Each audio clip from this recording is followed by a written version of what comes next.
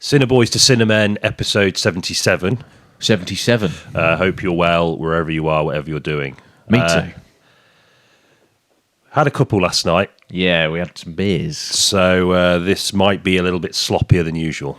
Yep. Which is already pretty fucking sloppy. I'm going to use that as a sync point because I realised I forgot to clap. Okay, yeah, there you go. Yeah. The first ever taste of iron brew. Oh, yeah, he's trying his first iron brew. Okay, yeah, I can see what you mean about the sherbet. Yeah. I like it. I'm really surprised that is your first time trying iron brew. I'm nearly 31, so Wow. there we go. 31 years without an iron brew. The Cineboys first. Yeah. Note the selection of snacks. Yeah. For the listener, we have Mr. Kipling Bakewell slices. Yep. Pringles, Quavers, Knick Knacks, and some budget Soleros. Lovely. It's like a charcuterie board for a depraved man, Yeah. isn't it? But you've really sort of turned it into quite a charming image. I Yeah. think. Yeah, it's Yeah, nice. There's artistry in even the most depressing snacks. Yeah. This week, Alto Knights. Yeah. DeNiro times 2. So we're going to have a chat about him. Yeah. And his very kind of well-known decline. Yeah. Not necessarily as a human being. No. But in terms of his output. Yeah, I think, sort of, would you say kind of mid to late 2000s? It started to I think so, yeah, fall off. 2000s onwards. Things start to go a bit wobbly. Yeah. And we're going to discuss whether that is kind of representative of something more broadly, what's happening in the industry, or is that just Yeah. poor choices? Who knows? Who knows? We'll find out. Maybe, hopefully. We'll also talk a little bit about the gangster film. Yeah. Particularly the Italian-American gangster film, I think. Yeah, definitely. So, yeah, lots to look forward to. Questing the cinematic void. Talking of depressing snacks, look at this. Oh, mate, that's bad, isn't it? It's been freezer burned. I can sort of see Yeah, it. it looks like crystallised. it was like previously warmed in the thighs of a stressed delivery man. And then was frozen again. I'm still going to eat it. Yeah, but bring it right up to the Yeah, up look close to the camera. The wide Stay angle on it. lens will do that a lot of favours as well. as much as it does to our physiques, Yeah, which are going to be. yeah. I mean, destroyed. we're not going to have any excuses with a selection of snacks on board. We can't blame the cameras for too much longer. No idea. Yeah, it's a wide angle lens, mate. Yeah. So, old Bobby De Niro Oh, Bobby. alluded to it in the intro. Yeah, slight decline in the Yeah. 2000s. Yeah, Yeah, 2000s onwards. but preceded by a great career and almost great to the extent where Sorry. no to the extent where he's the kind of actor you reference when you talk about a successful actor, basically. Yeah. That was sort of He's the go-to, isn't he? Yeah, exactly. He's one of those actors that everyone knows. Yeah, Exactly. You don't have to have spunked $9,000 a year for a film degree to know who he is. Yeah, Do you know what I exactly. mean? Yeah. He's the face of what a lot of people would consider like a great actor. He's probably the guy Yeah, that most people would look to.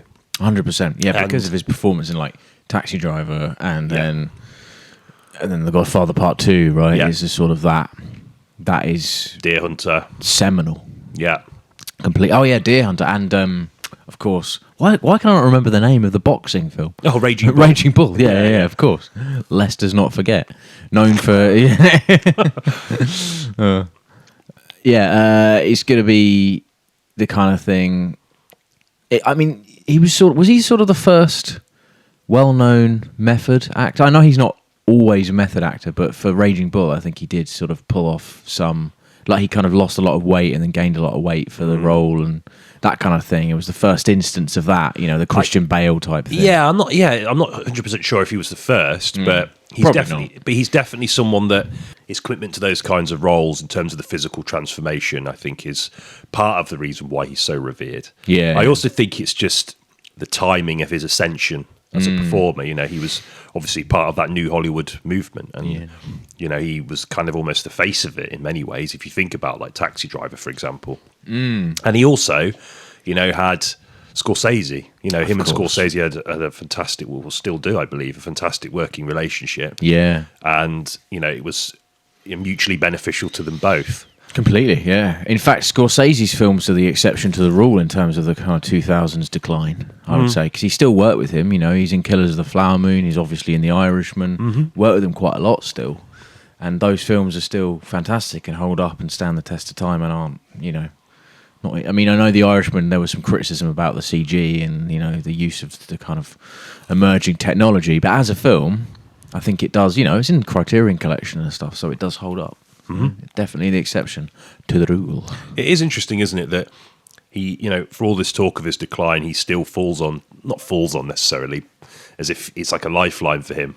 I don't mean it in that sense. I just think it's strange that, you know, he's still capable of a good performance and even a great performance. Completely, yeah. And it's interesting to me that, you know, from the sort of mid-2000s onwards, he kind of moved away from that, you know, that kind of serious dramatic acting, because of course in the 90s he worked with Tarantino as well, you know, with Jackie Brown. He's fucking great in that, of course, man. You know, and throughout his, you know, he has had roles that have kind of deviated from what one expects from him in that respect, and I think Jackie Brown is one of those kinds of characters where he's kind of not this, you know, he's not centre stage necessarily. He's more of a side character. And I guess you could maybe argue, thinking about his kind of like the post 2000s, he's worked with David O. Russell's okay as well. Oh yeah, of course. Yeah, he's in Silver Linings Playbook, isn't he? Yeah, I mean, he still works with great directors, and I think he hasn't lost a great deal of credibility in the eyes of those directors. But on the other hand, he's done like Dirty Grandpa. So it's odd. I mean, I think for me, and I actually quite like this franchise. Meet the Parents, right? Was when he kind of was used as the sort of serious father figure, right? That you should be sort of the kind of father-in-law you should be scared of, right? That kind of stereotypical approach to that sort of role. Kind of great casting because he's seen as a very serious guy. And the roles that he's played in the past have been in very kind of impactful dramas, gangster films, etc. So to cast him in that is a riff, I think. Definitely. I think you're sort of absolutely right in that, you know, a lot of his early transition to more sort of comedic and lighthearted roles were wholly dependent on the kind of serious nature of his previous performances and how that kind of cultivated a character outside of his film work, you know. I think he has this view as like a, you know, as what tends to happen with like those serious actors like Daniel Day-Lewis, you know, no one can imagine them being goofy. Everyone imagines them as being super serious, always really quite, you know, meditative and always thinking and, you know. So I think you're absolutely right that this transition to comedy was aided by that kind of, I guess, kind of like general perception of him that was born from roles like, you know, his work with Scorsese or, you know, and gangster films more broadly. I kind of remember. Have you seen Midnight Run? I love Midnight Run, and that's a kind of an early example of him going into comedy a little bit. Sorry, I'm just thinking about how do I get rid of this? We'll pause for a minute whilst there's a. There we go. That's true. Actually, I'd not considered Midnight Run. He's still a serious player in it, but played for laughs though. Exactly. Yeah, the events surrounding him are the kind of funny movie. I love Midnight Run. Great gag at the end where he's just. There's like a heist involved in it, and he's like ridiculously wealthy, and yet he can't afford to pay for a taxi. I guess I'm walking. Great film, and you know, maybe an early signifier that there was some promise with him and comedy. But there is funny in being serious, isn't there? There's humour in being serious. There's something about, you know, there's this kind of like quite wacky story, but playing that straight, it can be funny. And the way that sort of Leslie Nielsen plays it straight in Naked Gun, you know what I mean? And that's why it's so hilarious. And that's why Leslie Nielsen, I think, is one of the greatest comedy actors of all time. Because in the increasing ridiculousness of the situation, he plays it straight. So, you know, I think there is something to be had there. I just think in the case of De Niro, I mean, I remember seeing an interview with him, it was a really long time ago, but he was sort of saying that he's just not that bothered. Like, he's quite happy to take these roles on because it's like less pressure on him, less stress. You know, they're not as demanding as a result of that. And he's just kind of having fun with it. But, and I guess that's fair enough, but the fun isn't always... it doesn't show itself in the final product of a lot of the films he's in. No. A lot of them are just shit. Yeah. And it's like, oh, It's a shame. I mean, I feel like he's just sort of phoning it in.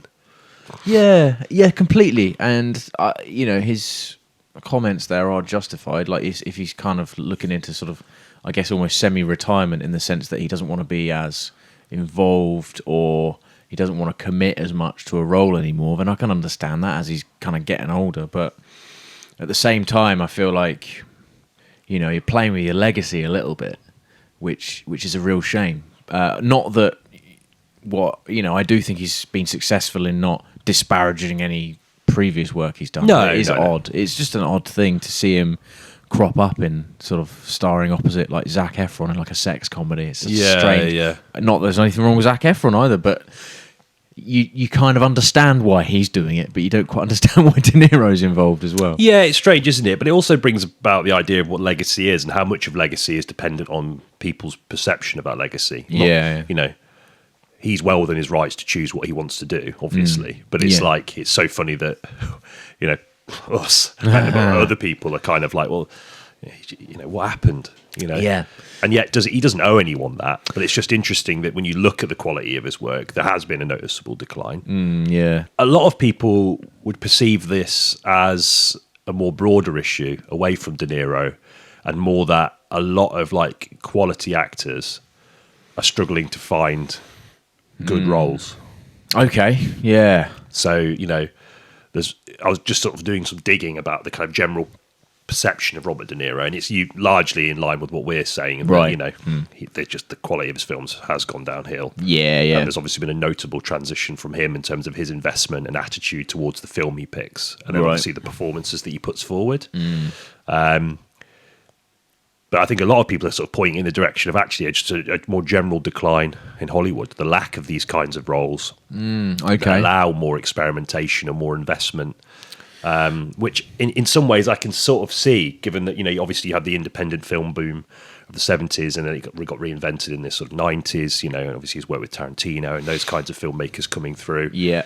And of course, that's the landscape of that has changed very much, and we often lament the death of the mid-budget film quite a bit. Yeah. Because of the loss of things like physical media, etc.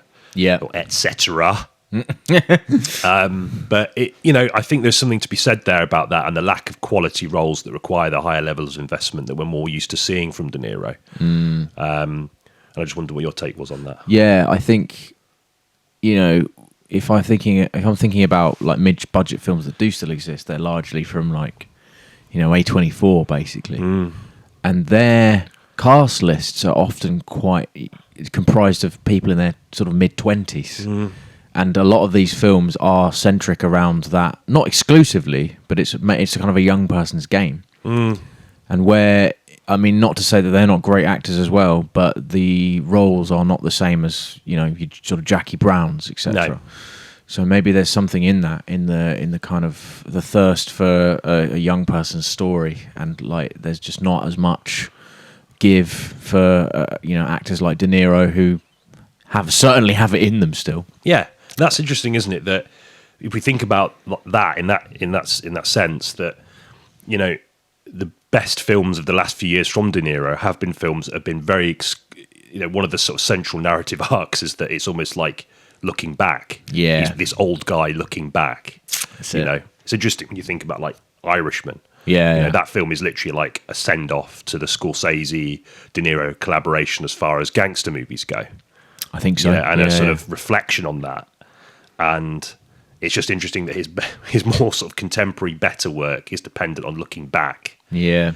No, it is. I think, The Irishman, the ending of The Irishman is so bitter, isn't it? But like, it's about death, isn't it, fundamentally? Death of legacy. Yeah, exactly. Yeah, death of legacy. And it's not a very nice thing to think about, but the kind of broad message I got from it was just like, we're all going to end up in the same place. Yeah, right? yeah. It's no matter what your legacy is, Exactly, no matter what you do, this is it. Yeah. And in the case of, I actually can't remember the name of his character, what's his name? He paints houses. Yeah. I can't remember. Is it Jack something? Maybe. Yeah. But he's just sat on his own in like a nursing home, and he's just like looking forward into nothingness. You can see the sort of eyes are glazed over, and it's all very tragic and sad. Yeah. And I didn't actually, when I first watched it, I didn't think about it in the context of a send-off. But it really, I do agree with you that it completely is. And even Killers of the Flower Moon, it's kind of like a reflection on the sort of America's past, isn't it?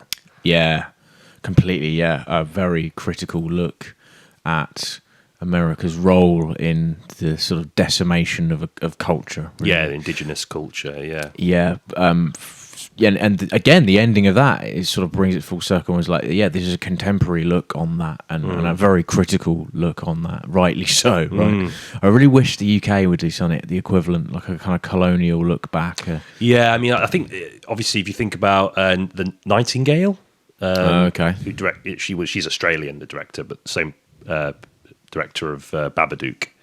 Oh, okay. So that's kind of like a reflection on the colonial Australia's, yeah, the British, in Tasmania. I've not actually seen it. Sounds interesting. Yeah, I've heard from a lot of people it's really, really like savagely brutal. Oh, okay. Yeah, I think one particular scene is particularly bad, really? And I think that's part of the reason why I've sort of been put off by it, because I think you need to be in the right mood.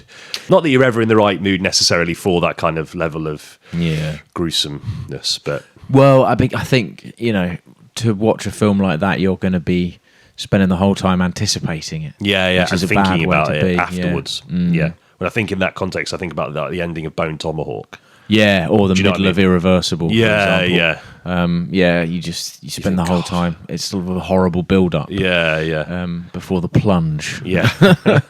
Yeah, no, you're right. There should be more films like that. I think it tends to be the kind of like former colonies of England that are making those films and not the English themselves. Mate, we need to have a crack at it. Yeah. I think we're cynical enough to do it. Yeah, I think properly as well. Not everyone in England, sadly, but no. I think a lot of people are very averse to kind of like addressing Britain's colonial past. Yeah. And I think because no one likes to. If you've had this view of who you are and where you come from that's wholly positive, and that narrative has been reinforced by like our role in the Second World War, for example. Yes, it's very difficult to then go, by the way, yeah. And it's hard. I mean, and it shouldn't be, but it is, know, and so that's probably why. It's easier for me to say because I wasn't brought up in that fashion, but so I'm kind of living in an echo chamber. But in terms of looking back, that is a great way for him to go now, I think. And there's a lot of like we were just talking about, there's a lot of sort of wealth in there in terms of a good story or an interesting story. So it's interesting to me that he doesn't maybe tackle that sort of thing more often. I don't know. It'd be interesting to know how far you could take that before that gets boring, though. Yeah. You would have to, it'd have to be. I think what makes it work in the context of with Scorsese is that obviously they have that long-standing collaboration. And they sort of made each other's name through that collaboration. They did, what I mean? Yeah. And I think that's why The Irishman to me was so effective, because the American gangster film not only launched both of their careers. Not that Scorsese wasn't a name before that, but it really sort of pushed them into the stratosphere. And if you think about Casino. The best wardrobe for De Niro. Oh yeah. I think we were talking about this on the car journey back from Alto Knights, weren't we? Pink suit, yeah. Oh my god, flamingo so coloured good suit, in that suit, man. Fuck, and that is, I think, one of his best looking films. Actually, Scorsese's best looking film. Yeah, there's a lot of overhead lighting in casinos, isn't there? So it's very sort of colourful, and light tends to sort of flicker and bounce off things. Yeah, definitely aided by the setting and by. I'm getting, the cinematographer he uses. I actually don't know who he uses for his cinematography. Does he change cinematographers? Let's have a look. Let's have a look. So he has a collaboration. It appears with like 4 main cinematographers. Okay, so he sort of chops and changes. That's Michael Chapman, who worked on Taxi Driver and Raging Bull. Okay, and that's more like gritty realism kind of stuff, which works for those films, doesn't it? Michael Bullhouse. Okay. After Hours, The Colour of Money, and Goodfellas. So more dynamic. Yeah. Kind of cities. Yeah, urban, yeah. I think particularly in the case of After Hours, such a beautifully shot film. I love it. Robert Richardson, Casino, The Aviator, and Hugo, more colour. More colour, more, again, even more dynamic and more cinematic, I would say. Yeah. And then Rodrigo Prieto, which was Wolf of Wall Street, Silence, The Irishman, Killers of the Flower Moon. So More recent. yeah, so that's a more recent collaboration. And also historical.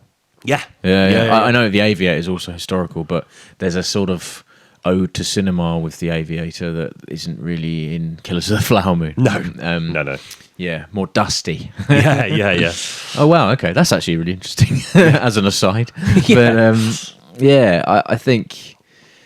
You know, I think I always sort of there's a lot of comparison between De Niro and DiCaprio in the way that sort of Scorsese picks his favourites. Isn't They even have there was an advert. There was a joke about it, wasn't there? Yeah, I it think was like there they're was, both yeah. trying to talk to Scorsese. That's the kind of the joke. So they're both the kind of Yeah, you know, vying for his attention. yeah. Yeah. It's 'cause It was hilarious. it was very funny, Yeah. squabbling siblings sort of thing. Oh, laughing thinking about it now. What a strange. I mean, they must have been paid a lot of money for that. Yeah, that's Even- probably why. yeah. I did see De Niro was he in an Uber Eats advert recently? Was he? Okay. Yeah, with another actor. Okay. De Niro. Yeah. And who was it? Liv Tyler? No, he's like a young English actor. Oh, okay. Fair enough. Some bloke, yeah. Will Poulter? Something like that. Something Someone like that. Will There's like Poulter-esque. there's almost like a sort of pool of English men of that age and look. Yes. Who are quite popular at the moment. Holland, Poulter, yeah. Yeah, I quite yeah. like Will Poulter. He's in a lot of A24 stuff at the moment. I Yeah, think he's in that new one, The Death of a Unicorn, right? Yeah, which apparently isn't, That looks... doesn't look great. No. Yeah, we were saying in the cinema, actually, it's like this might be the start of a real decline. I'm not the start of a decline. No, but and we're not indicative hopeful of a decline either, because No. I think A24 deserve a lot of credit for resurrecting that kind of budget of cinema. Yeah, yeah. You know, the kind of those kind of movies. But once they start to develop an in-house style, I think things can sort of change. And we've said that in the context of things like Netflix as well, haven't we? Like, Oh, mate. it's so difficult to unsee that house style and that narrative style. And something about that just rubs me up the wrong way immediately. Yeah. And not to say they still can't make good films. Like Irishman was made with Netflix, right? So Oh, yeah, it was, wasn't it? I forgot about that. Yeah. He couldn't find a distributor. he couldn't fund it. No. Yeah, because it cost a lot of money, I Yeah, think. and that kind of cynicism maybe doesn't chime with the current landscape of Hollywood. Maybe that's why De Niro struggles to find those roles, because it's all about kind of like this kind of nostalgic look back at history, which is like, look how great this was. Remember how great this was. You know, Yeah, it's going to yeah. look even better now. Yeah. And it doesn't chime with that, because there is a very cynical end to that film. Big time. The Irishman is this kind of like exploration of the gangster film, but it's devoid of the kind of panache and style of films like Goodfellas. It's a very kind of like, very much like the bad CGI of De Niro. It sort of like waddles like a puffin to this kind of really kind of depressing, deflating conclusion, which is Yeah. not in line with the kind of nostalgia chasing sort of logic of contemporary film, or certainly Yeah. contemporary blockbusters anyway. Yeah, it lacks the sort of playfulness of Goodfellas intentionally, I think. Yeah, definitely. So like Goodfellas has the freeze frames, right? Yeah. And There's the an exuberance in technique and approach use that of- Irishman just does not have. yeah, like is there any voiceover in Irishman? I mean, probably, but I can't remember. If there is, it wasn't memorable. It's not as memorable intentionally. Ever again, since I grew up, I've always wanted to be exactly a gangster, right? Yeah. And then not only was that copied by a series of NAFA films, Yeah. it was also copied by some great films as well. Like Trainspotting basically does the same thing. yeah. Right. That's a great opening as well. It's a fantastic opening, Yeah, yeah. entirely indebted to Scorsese and Goodfellas. Yeah, right? absolutely. And I don't think they make any. I don't think they kind of make an attempt to hide that. No. All homage can be, brilliant. As Scorsese shows himself as someone that's obviously a student of cinema, and his knowledge of cinema bleeds into every one of his films, right? And you can see it. And I think that's part of the reason he's such a great filmmaker. Completely. Yeah. But no, I do think that's interesting that maybe there's just not as much room for cynicism, particularly in the kind of mainstream, lens. Yeah, Optimism seems to sell. Excessive optimism in nostalgia sells a great deal. Oh my god! Even nostalgia for things that happened less than 10 years ago. Yeah. Like Marvel are doing that. I don't want to talk about Marvel too much because we've done that. But it is true that like looking back doesn't actually need to even be that sort of far now, and it kind of becomes just a way of putting bums on seats. I think it's a really. I mean, we say this all the time, but it's it's a really cheap way to kind of get people into cinemas. I think because you can play with nostalgia in a really interesting way. If you like really thread it into a narrative, it can be an amazing thing. It can work really well. Yeah, and I think. But the intention is never to thread it into the sort of heart and soul of the narrative. A lot of it is more just kind of superficial nostalgia. Yeah. And it's like, remember this? Yeah. Look at this. You remember you played with this? Do you remember when your life was better? Yeah. Do you remember this actor who was in this film less than 10 years ago? We're going to put a pause in the film so you can all clap. Yeah, right? you can all go, oh, it's him. Yeah. Alien Romulus was really bad for that. I think we said about that in the episode. There were literally bits where it was like, pause. Yeah. Look at each other. Yeah. Look back. God. That's from the original. Yeah. That's the thing. Like, I have no issue with people being wistful and thinking back. And I think culturally it's always going to happen because, there is going to be a cycle. Yeah. But I just think it's so fucking superficial now. Like, it's so surface level. Yeah. And it kind of, to me, it just induces a sort of, puts me in a state of melancholy. Because it makes me feel like if this is the best you can do, and it's almost like making me think back to that period of my life, like it kind of makes me feel like just empty about it. Yeah, because that's the point of nostalgia, right? It is that you're glossing over a huge period of your life, cherry picking the best bits, and almost putting it in like a kind of like montage, of like your youth or brilliance, a period of your life where and that's what the films are trying to do. They're trying to get that kind of same. That same feeling, and it just, I think when it's done in such a superficial way, it just makes me feel really fucking depressed. yeah. It's not a positive feeling, isn't it? No. There's like there's a weird little phrase that kind of gets bandied around sometimes, and it's like, don't cry because it's over, smile because it happened. You're like, that's not fuck easy. Off. It's not easy to do that. Yeah, fuck off. And I mean, we'll talk about this more when we discuss the Alto Knights, but there is a sort of there's a stylistic decision or a series of stylistic decisions that are made in that film which try to emulate that feeling. Agreed. And it does not really land. It feels cheap. Definitely. Yeah. There's a reverence for a period through the lens of much better gangster films. Yeah. And it's interesting that you say that as well. I think there is something bizarrely nostalgic even in the films like Goodfellas. The whole flashback and and all that kind of stuff. Like there is a kind of reverence for a period and a time. Yes, a successful period. For the main character, right? It is him looking back, and it's him reflecting on a time in which he was thriving. Yeah, and he's now kind of having to not do that anymore. Like, the final shot of him picking up a newspaper and he's blending into this sort of urban, urban sprawl, white picket fence sort of lifestyle. He's sort of entered a blue velvet territory. So that has an element of that as well, for sure. And but there's just something. There's something so genuine about it, and I think there's something, and I think we've spoken about this in the case of Scorsese before, but he keeps coming up because of obviously the link to De Niro. But what Scorsese's so good at doing is there's an energy and exuberance, and he can take you with these characters, and it's almost like you forget that they're really a lot of them are pretty bad people, or they're horrible people, and you forget that, and that's something he did really well in that period. He did really well particularly with Goodfellas. To a lesser extent, I think Casino's a bit more cynical. I think it's a bit more kind of like the being in a casino. There's a bit more of a focus on the kind of socio-economic situation that made casinos a thing, right? So that there's a bit more cynicism, I think, in Casino, which works. I fucking love Casino. I might even prefer it more to Goodfellas. Okay. But, he's really good at doing that. He's really good at almost like making you think, wow, this looks great. Yeah, completely. And then he pulls the rug from under you in a way that you realise, oh shit, no, these are gangsters. Yeah. These are really bad people. And obviously, some of it may be circumstantial, at least initially. Yeah. But what's happened subsequently, it becomes increasingly difficult to empathise with these individuals. With the moment Scorsese pulls you that sort of stylistic veneer away, and you're just left with the cold, hard reality of what this lifestyle entails, not just for the main characters, but the people that they interact with. The Departed does that beautifully as well. Yeah. You're totally with these two guys who are both corrupt in their own way. Yeah. And then, you know exactly what scene I'm talking about when the elevator door opens. Yeah, right? yeah.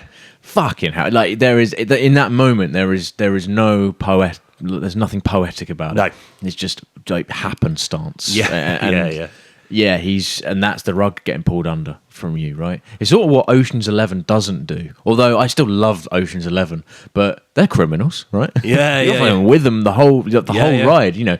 It's all in the framing, isn't it? Completely. Yeah. And there's a justification for their actions based on the guy they're stealing from being horrendous, but it's framed in a way in a way that you're sort of observing a relationship. Yeah, It's not even that he's a corrupt casino owner. He's just fucking banging Clooney's wife, basically. And that's the only reason you're with common these theme criminals. in Clooney's career.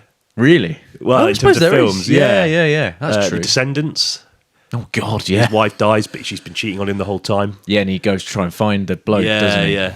My God. There is that theme. We should look into that a bit more. Yeah. Do an Idea for episode on future it. episodes. Yeah. The infidelity of the of Clooney's wife, characters, brackets. Yeah.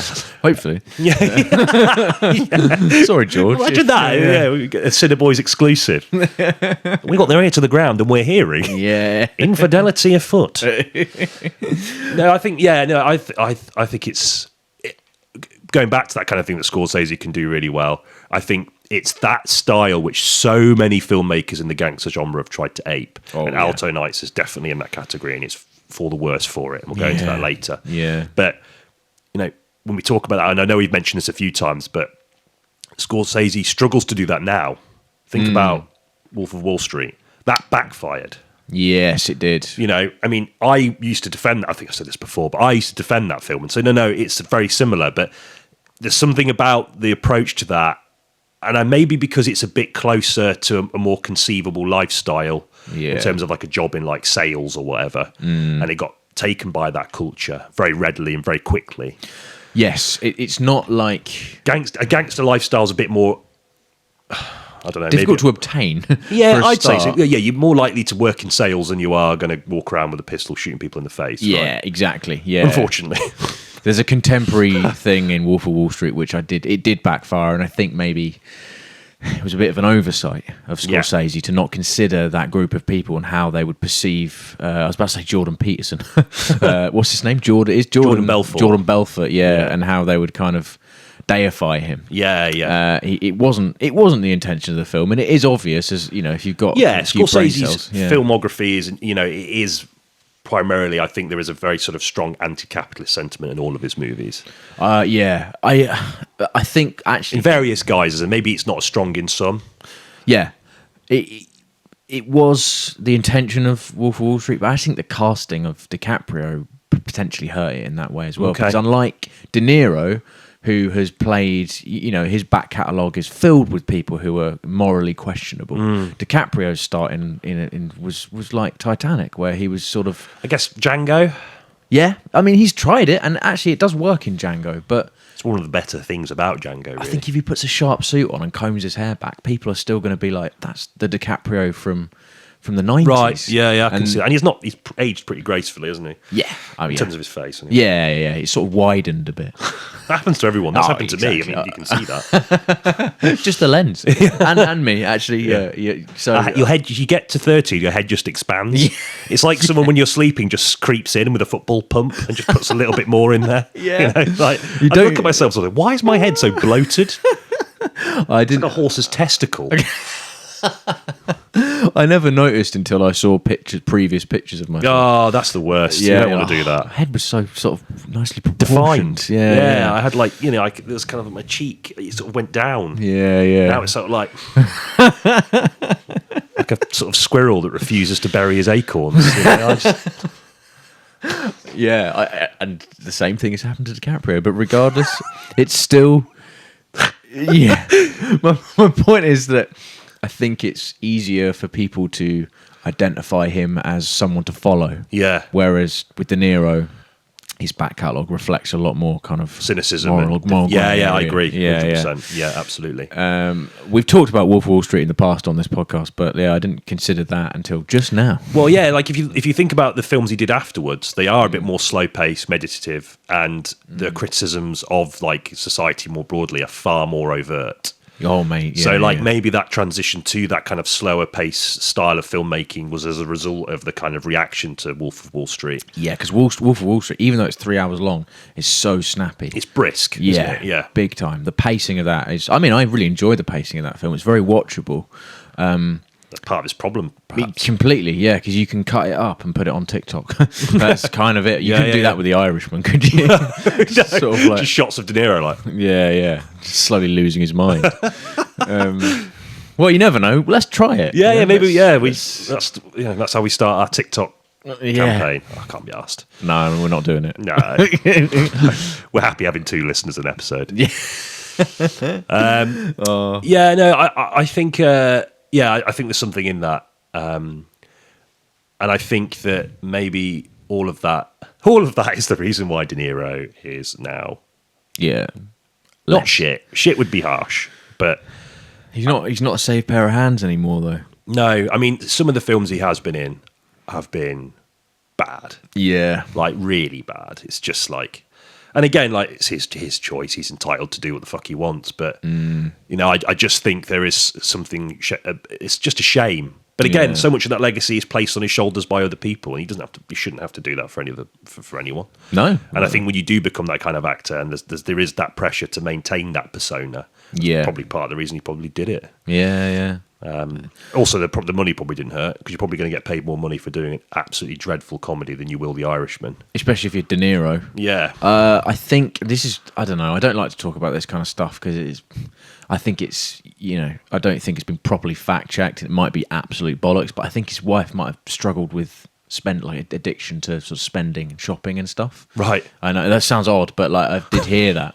And, I mean, you think about it in the case of Nick Cage, the amount of shit he's done. I mean, he had a castle in Germany to pay for. That's right. Did he buy a dinosaur egg as well? Oh yeah, something like that. Just like baffling. So maybe that's why. Ultimately, there's a lifestyle to be maintained. Mm-hmm. Yeah. And it's like Wes Bentley admitted that. Like he was in Ghost Rider opposite Nicolas Cage, and he's just like, I needed the money because I was addicted to a lot of substances. Like he sort of just said, like, it's all relative. Like your lifestyle will grow with your wealth. And I mean, and I'm kind of reluctant to express too much sympathy, not for people that are struggling. Obviously, I do have sympathy, but I mean, the Hollywood elite saying they need more money. Yeah. I find that a little bit difficult to accept sometimes. But, completely, yeah. But, at the end of the day, sometimes it's hard. It's probably a lot harder for us to understand this, but sometimes they just want more money. Yeah. They're going to do shitty adverts and they're going to do shit films because, I have a bit more I accept it more from someone like Wes Bentley because he's not like a fucking stratospheric movie star like De Niro is. Yeah, do you know what I mean? So, that's true. I don't know, maybe I'm holding them to unfair standards, but I do struggle to feel that kind of, oh no, you have to sell the castle in Germany, are you? Like, fucking, sorry, mate. Yeah. I wonder if he was charging for people to go in that castle. I'd go, now I'm going to totally contradict myself and say I would go. I would go. Yeah. Totally. Yeah. Oh. So Alto Knights. Yeah. We had an experience with this film back on on Wednesday. Who's he? Yeah, we weren't really looking forward to it too much to begin with. No, I think if you you wouldn't need a degree in sort of behavioural psychology to identify our displeasure with choosing the film. So we did go in with trepidation. One of the things I enjoyed most about the film was watching you try to as the film was just about to start, Ben made the brave choice. So what we tend to do as part of our routine is we go to the Lidl? The Lidl next to the cinema.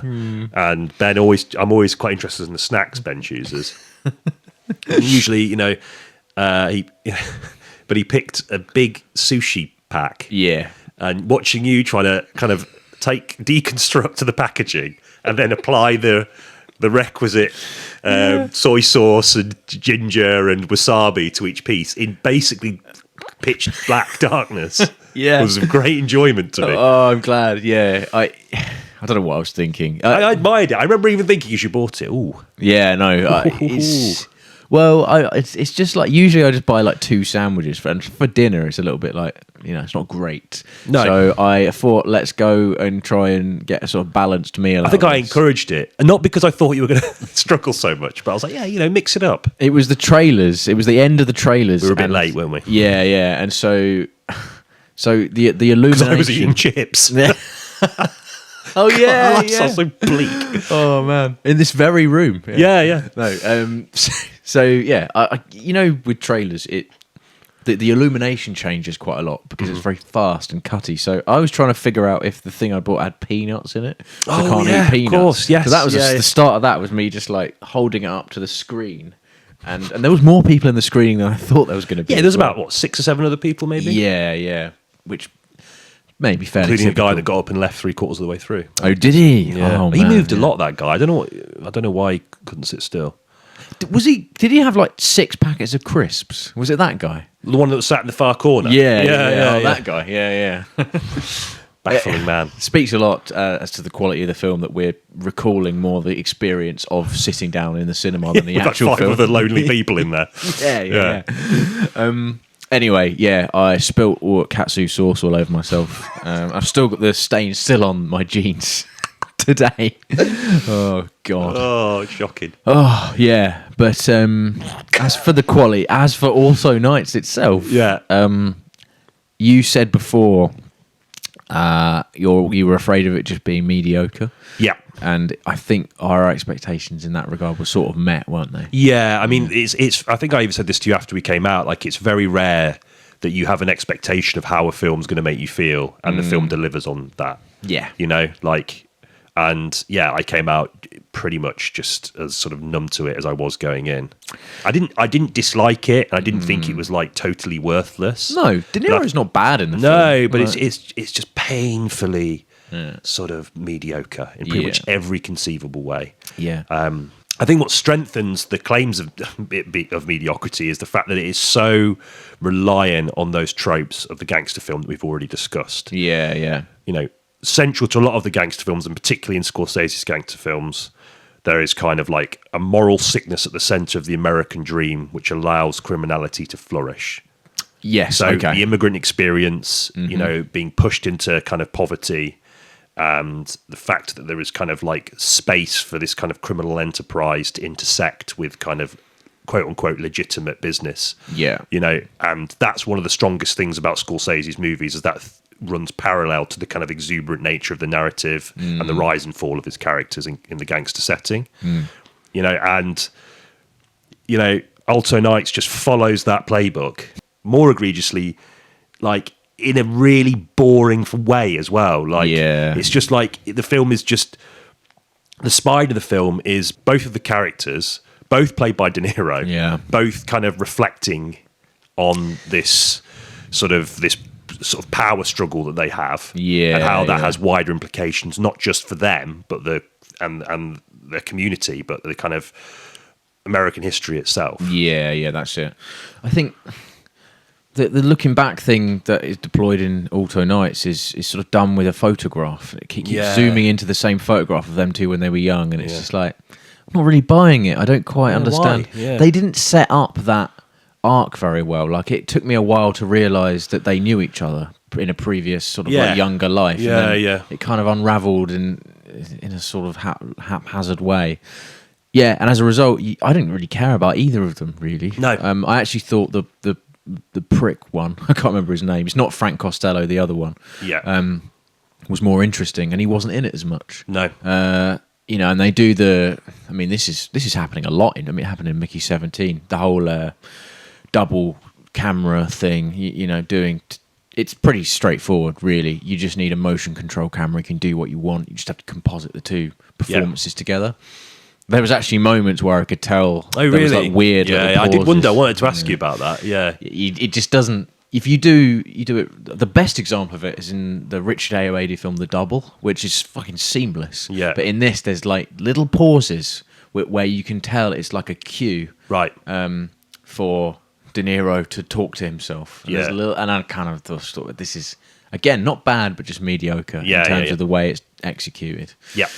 Yeah. Just So the playbook, it just goes through. It's like a play-by-play of everything you've seen done better in other films. I think that's my biggest criticism of it. Really, is that it exists to kind of like just remind you of what you should be watching instead. yeah, And that's exactly. like the most criminal thing about the film. Criminals.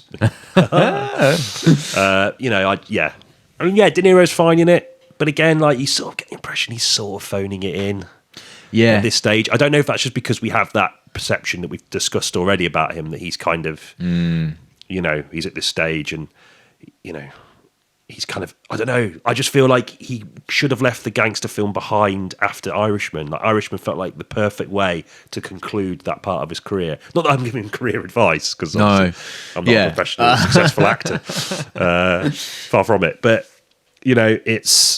there's just something about that feels like a bookend, just over, Yeah. I'm looking out into nothingness, as you said, exactly. it's done. And to go back and to do a film that is kind of like attempts to mine that kind of exuberance and that kind of, getting to the root of the kind of the rot at the middle of kind of like American capitalism and the American dream in a really boring way. Like the interview style, like it's punctuated by him having one of those photo machines, those old-fashioned like projector. And he even like makes a reference to it. Oh, my wife bought me this. It's like, why do we need to know that? And why are we sat there watching you do it? Like it was boring enough doing that with your relatives when they came back from holiday. Like, why am I having to sit here in a film and watch you look at your memories and just go, we didn't really get on. Yeah, we fell out. We're younger now. There, look, hugging. We were friends then. That is the film. Yeah, that's literally what the film is like. And it's like, but there are some pretty good bits. Yeah, like the kills are. The kills that makes it sound like so basic. The kills are really good. Yeah, but like there are moments of kind of like energy that tend to come from they kind of burst from this kind of very sort of plodding, sedate narrative. There is just something satisfying about watching someone get shot on screen. I don't know why. It's a bit it's horrible. strange, the blood splatter and stuff is sort of just like, that was done quite well. The moment of tension at the end of the film centers around being late for something. So Frank Costello. He basically took down the kind of American mob, didn't he? Yes. With like traffic stops and number plates. Loads of number plates at the end of this film. I mean, I probably should have done some more research as to the kind of like the legitimacy or the the relationship to the real events and how legitimate it was. What did happen. But it's not very. Could have been done so much better. Yeah, it was really dull. Very dull. Really dull. And there's something about that I kind of admire, because if that's actually what happened and they've done that, just some guy going, license registration, please, sir. License registration, and that's it. It's like, the American mob taken down. That's it, Get invited to a barbecue. By an enthusiastic traffic cop. There's something about the commitment to that kind of mundanity of that decline, which I quite like. Yeah, okay. But in the context of the film more broadly and how boring it is, it's shit. Yeah, it doesn't really work. It really doesn't. I want to get some apples. Because he is deliberately late so he doesn't get caught up in it. Because so Costello's character is someone that is basically seeking legitimacy, isn't he? And that's the kind of reason for the schism with him and his best mate. Yeah. His best mate has a double murder, flees to Italy, then the war happens, so he can't come back to America. That's it, yeah. So in the meantime, this empire is handed over to Costello, who's a bit more the kind of more thoughtful and controlled of the two. Yeah. Not as trigger happy. Yeah. Considers every angle, and that's made him a very popular figure in the mob world, because he's managed to kind of, like I sort of said earlier, bring the world of sort of organised crime and legitimate business together. And he has political aspirations, and he has a lot of kind of pull over who the mayor is and the police chief is. So he's not completely clean by any stretch of the imagination. He's still very much a criminal. Yeah. But he's trying to clean himself up. And the return of this other fella, also De Niro, sort of looking more like Colin Farrell's the Penguin than anything else. Yeah, weird makeup. Yeah, really shit makeup, I thought. Yeah. But like he's he returns that I want it back, and he has a much more kind of gung-ho, unsubtle way about going about business and allowing his kind of personal grievances and issues to get to him more than Costello does, and that creates the problem. Yeah, there's a large portion of the film is dedicated to the decline of a relationship that he has, isn't it? That you don't really get enough time with to feel the wounds or the No, it's like a spat. Yeah. A spat over money and business and stuff, and it doesn't feel very real. I know it was, but like it just feels a bit like paper thin. And I think it's partially down to De Niro. Yeah, you think? Yeah. He's not. He just didn't feel that involved in either of the characters, and yeah, I don't know. I think he could have benefited from just playing one of them and getting someone else to play, like another well-established actor that could, bounce off De Niro. Definitely. Yeah, there's a sort of use of the kind of Brooklyn accent, which I found to be quite extreme. I know De Niro is from New York, right? Yeah. He hails from that area, but is it Tribeca he's from? Yes, that's right. He's that started the film festival. Yeah. But yeah, I found it quite grating at times, and maybe it is just because I'm not that familiar with it, and I've only heard it in. But it just reminded me of it done better in other kind of Italian American centric gangster films. And I'm talking like this, and you know what it's all. And that worked in Goodfellas because the acting's fantastic in Goodfellas, and the story is strong enough to prop up the extremity of that accent. But in this, it just isn't. And I found it quite hard to stomach. A lot of the actors are not Italian American either, no. and you can tell they're doing the accent and trying to ham it up, and it just doesn't work. I think so. Say we did replace. I think he would work better. This period of De Niro works better as Costello than the other guy. What actor would you get to play the other guy? Oh, okay. It's funny you mentioned Colin Farrell. That's a good question. I've sort of dropped that on you out of nowhere. No, it's fine. I think my first initial pick would be Nicholson. I know he's retired, but I think that would be really good. Okay. He plays a unhinged man better than anyone. That's a good point. He's the age of Nicholson might be a small problem, but I think he'd get away with it. Yeah. If De Niro can get away with it, there's no reason why Nicholson couldn't. Yeah. Was Nicholson a bit older than De Niro, though? He is. Yeah, I think so.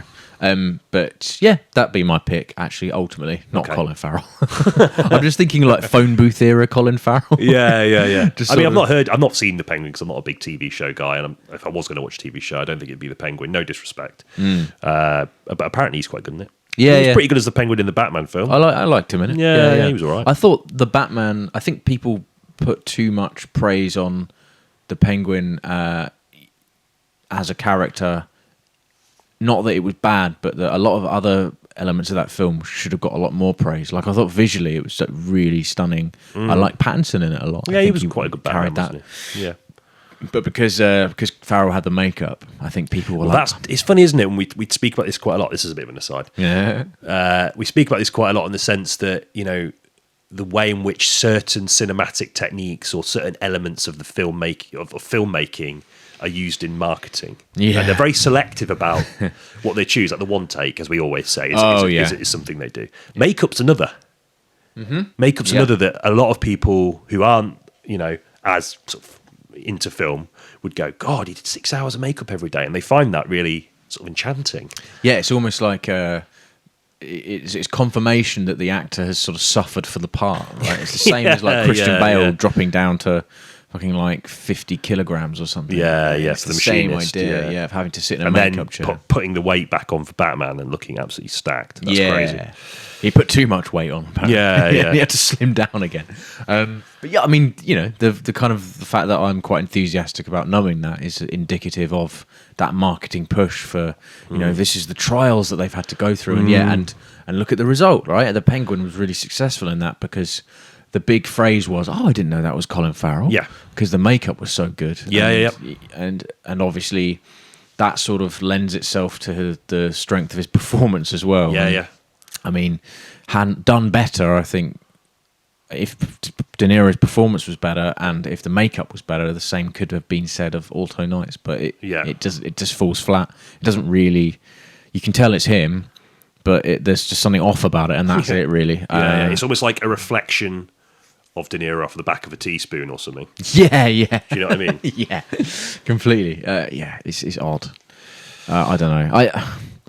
I wouldn't recommend it, really. I think it just belongs in a bargain bin, really, and it's a shame. It is just one of those kinds of films, and there are loads of them. I think in the kind of like mid-2000s, there were loads of these as well. Like, there'd be one really good example of a genre film, and that would reinvigorate everyone's enthusiasm for the genre, and they'll make like 20 lesser ones. Yeah, like Lock, Stock. Yeah. I mean, not. I know. I actually think I have some problems with Lock, Stock, but I don't think it's that great. In the fact that it was so successful, there was some much worse. Vinnie Jones films. had a lot of work out of that. Yeah, exactly. Yeah, Yeah. and there's a kind of decline that you see involved in that. Yeah, This is one of them films, I think. Yeah, and it's agreed. bizarre as well because the gangster film isn't really that big at the moment. It's no, I can't think of. I mean, I can't think of any significant ones in recent memory apart from The Irishman. Really, maybe it is just because it's trying to reopen the enthusiasm for a genre that's kind of like temporarily died down a little bit. yeah, that's and, it. And I guess you're going to sort of like you're running out of time really, given the age of people like Scorsese and De Niro. I know, yeah, and Scorsese like sort of saying that he's upset about the fact he doesn't have that many stories left in him and things like that. There's a sort of bittersweetness to that whole angle, which works in the context of The Irishman even more. Yeah, from yeah, it really not does. just from De Niro's perspective, but Scorsese's as well. He keeps announcing new projects, doesn't he? I Scorsese? fucking love it. Fair play to him. Like, yeah. There's all sorts of stuff in the mix. Like the Rock is involved in it, isn't he? Yeah, Emily yeah. Blunt or something. Oh Yeah. no, not Emily Blunt. Maybe Emily Blunt. Yeah, because he's doing that. Is it Smasher film? Oh, yeah, Safdie Benny Brothers? Safdie, I think yeah. he's transitioning to more serious work, isn't he? He's done his blockbuster bollocks. He wants to do something a bit more interesting. I can't wait. Ooh, I'm excited. Yeah, I mean, Even though my attitude towards rock is just rock now. Dwayne Rock. Yeah. It's that kind of monosyllabic Yeah. naming, which is more appropriate for a porn star. You know, Yeah. name's Dwayne Rock. Yeah. Oh, don't sit next to Dwayne Rock. Yeah. Yeah. No. Yeah, I'm interested to see what he does actually, because I think he can act. I mean, Southland Tales is proof of that. Completely. And Yeah. I think his stock has dropped for me personally, just because there's a sort of egomania to being a blockbuster star that really just rubs him up the wrong way. Oh, and he bought into that big time. Yeah, oh, didn't he? God, yeah. Loved it. Yeah, Trying yeah. to sell his fucking tequila. Yeah, all the yeah. time. And it's just like, oh, whatever. God. You just, it kind of like undermines the creativity of the industry when he's talking about it more as a product than as a thing. So I don't know, but this is a very big segue. All right. All tied In summary, together. Yeah. Alto Knights, probably not. Yeah. A big sigh. Yeah, And a queef from a rhino. yeah, and the sad thing, the sad thing is the director's done some good work. Yeah, he's a good director. Barry Levinson. Yeah. There's Every director has their phone in project. that's it. This I don't feels know like why this. On paper, it sounds like a bad investment as well. Yeah. Like you said, the Gangster film isn't that popular. I wonder who got it off the ground and who's Yeah. enthusiastic about it, because it just Well, if Scorsese can't do it, yeah, and he exactly. needs Netflix to fucking fit the bill. No disrespect to Barry Levinson, but he's not going to be able to do it, is he? No. Well, I mean, yeah, Well, he did. Sorry, Barry. He did, He but did. Yeah, not very well, No, so, yeah. Take that. Yeah, take it back. Take that, Barry Levinson, director of Sleepers. Not a bad film. Yeah, I like that film. He can shoot cities quite well. He has there's a sort of brown sepia tone that he uses with cities, which actually was present in the Alto Knights. I thought it looked fine. It's a good broadly looking film. speaking. Yeah, broadly. There's a kind of graininess to the archive. The way the archive's interspersed with the real. You know, if we're gonna point out good things about it, I quite enjoyed that. Although I've now just realised there's like a weird, lazy use of fonts, which I I remember you simply must remarking on. bring up. Yeah, you know, yeah. So it starts out, and it's a sans serif font, and then for some reason there's a kind of a locator, like it tells you where it is, and it's just Times New Roman. Like what? No, you're like establish a style. Yeah, I don't know, yeah. That annoyed me. Nobody else cares, but I don't know. Just thought it was lazy. Tacked on late down the line. Yeah. Last minute. Oh shit! Nobody's going to realise where we are. Not that it matters. It didn't matter No, either. I really, that kind of thing kind of bothers me a little bit. It's like we don't need it's pretty obvious it's New York. Yeah.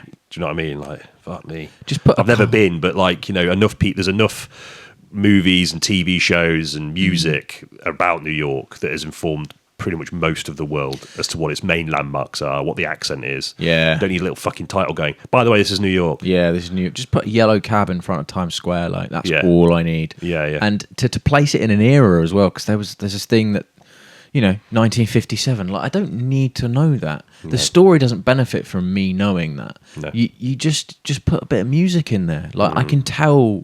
Like, even though I wasn't around in that era, I can tell music from the 30s, 40s, 50s, 60s. Like, you can just tell. Like, if it's the 60s, it's going to be like Elvis. If it's the 50s, and like, you know, the ink spots for the 40s. Like, it's easy to do, and a lot of films do that. They place you in an era with other things other than just using title text. cards. Yeah, lazy. Yeah. There we go. There we go. Alto Knights. It shouldn't have been made. It shouldn't have been made. That money could have gone to something else, something good. Yeah.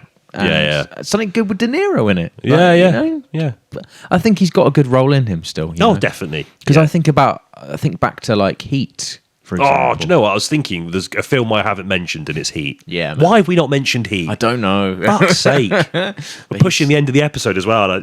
You mentioned a film like Heat. Oh, yeah. God. Oh, also Val Kilmer, R.I.P. by the way. Oh, mate, that's really sad. Yeah. What a film. I mean, what a cast. Oh my God. And well, that's another, you know, it's interesting. That's so much of that movie is about that, those two. yeah. You know, and the presence of those two actors and both what they bring and have sort of brought to, you know, to the gangster genre first and foremost. Yeah. Yeah. I love that. I love the. It's been a while since I've seen it, but De Niro's character is inhabiting a space in which he's been a successful kind of sort of mobster type character, and he's now kind of living out his days in luxury. But there's a sort of He's so cynical. there's a real Michael Mann bleakness. does male cynicism so well, like cynicism in the face of a changing world. You know, that's like his thing, man. And fuck. Such a good film, really well shot. Oh my God, There's I some love Heat. shots of I met someone that didn't like Heat. Really? Yeah, it's almost like when I meet someone who doesn't like early Simpsons, I sort of don't trust them. Yeah. Do you know what I mean? It's like, why don't you like that? And I know that we all had to have choice and had to have opinions. Of course we are. You know, Are but, you just being contrarian? Though? I always think yeah, but that as well. am I just thinking that to justify my disdain for the fact you don't like Heat? You pointed at me saying you don't like. I do like. It, Yeah, by just the to way. It clarify, wasn't Ben me. does like Heat. Yeah. Oh, yeah. It's a weird one, but That's strange. No need to name and shame, but maybe one once we stop recording. yeah. I will Oh man, slag him right off. yeah, or her. Yeah. It's a him. Oh, lovely guy as well. Actually, I must point out. Oh, we yeah. got through it. He actually announced it to me at a friend's wedding, and I'd spent more time talking to him about that than the wedding itself. I would as well. Just shows how like woefully sort of inept I am with just general life stuff. And I'm going, no, let's talk about films instead. This is, you know, You just dropped that bombshell on me. yeah, I cannot ignore that. Yeah. I just love it. They're walking down the aisle and go, but it's De Niro and Pacino. You know.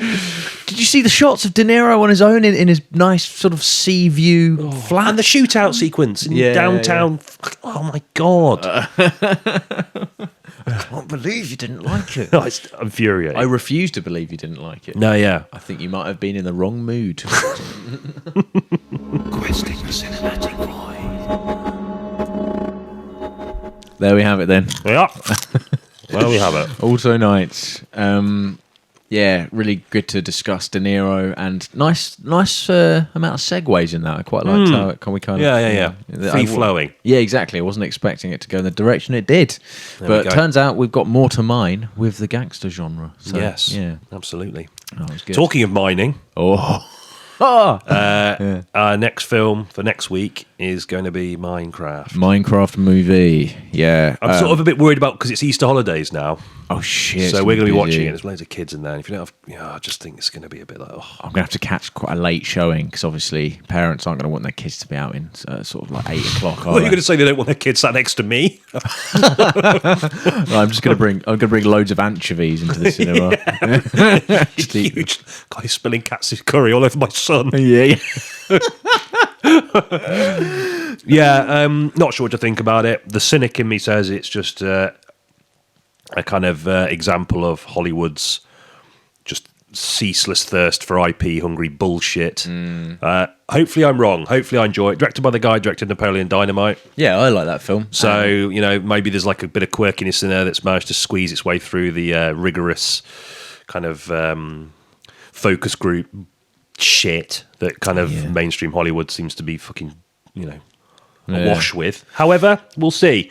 More excitingly, it's going to lend itself to a discussion about video game adaptations more generally in film, which we've not talked about. No. So it's a brand new topic. Yeah. We do like to rehash topics here, so it's nice to find new territory. And a little natter about video games, because that's something we don't really get a lot of opportunity to talk about. Definitely, and there's a perception amongst many, potentially quite rightly, that they don't work. And it's a kind of fool's gold sort of situation with them. I disagree. I think there's examples of good adaptations, hokey, schlocky, sure. Video games, by their very nature, are all about control. And films, famously, you don't have much control. Passive consumption, isn't it? Completely. So, really looking forward to that. Should be good. Fun. Indeed, very much looking forward to it. Not really looking forward to going to the cinema to watch it, but I'm looking forward to talking about it. Yes, I'm going to try and just not read any reviews. There's some reviews out now already, but I'll steer clear of them. Go into it with an open mind. Try and forget all the kind of... There's a lot of negative publicity surrounding this film. I think even slightly leaning towards the unfair angle. Okay. Because you just... Yeah, I'll talk about this more next week, but I think there's a lot of sort of... unfair, negative reaction. Okay. Just in the sense that you should judge each thing as its own, as its own kind of product. And and the internet doesn't help, because obviously Minecraft was created in the age of the sort of... It's one of the biggest games of all time. Completely, one of the most successful. And people are going to have a image of what it needs to look like and how it needs to go, and obviously the early trailers suggested it wasn't going to be that, and people got very, very angry, very annoyed, and we can maybe talk about that a little bit. I know we've dipped our toes into that kind of thing quite a bit, but just fan culture, extremism and extreme opinions kind of flourish on the internet, don't they? Because you sort of wear a mask, and the reaction to this film and the trailer is no different. So good to... Not to say that it isn't going to be shit, but quite curious to talk about that as well. Absolutely. So, nice. In the meantime, thanks for getting through another episode. Yeah, thank you. And we'll catch you next one. Take it easy. See you then. Bye.